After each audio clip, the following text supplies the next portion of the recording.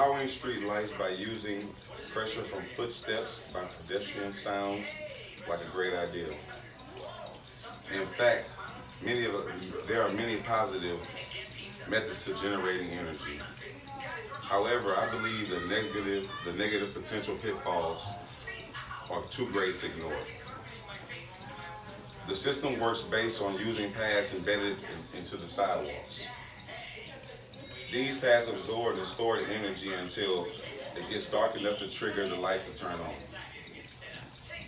The biggest issue with this is that the street light's biggest source depends on something that is undependable, which is people.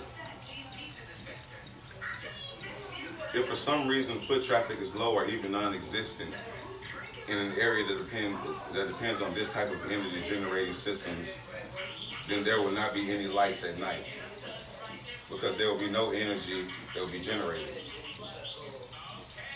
Also, the system poles have charging stations, which allow people to charge their devices.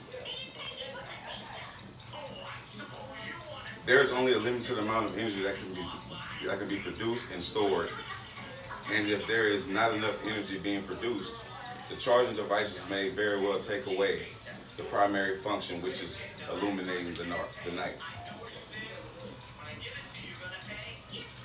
Besides the potential lack of energy being generated and stored, the cost for infrastructure to build the renewable energy sources tend to be very high.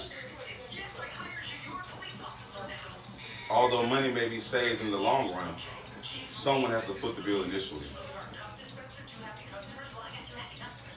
There will need to be a lot of changes in the system already placed that's pre-established. The cost going beyond is simply to install the systems. The old infrastructure has to be removed as well. In totality, although this sounds like a sure winning theory, there is many potential drawbacks that we'll consider before making these decisions moving forward. The first hurdle is overcoming the initial cost.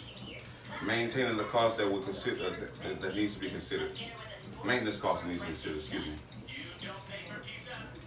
After that, there will need to be discussion about whether there will be a viable alternative to alternative systems put in place on this street. Thank you.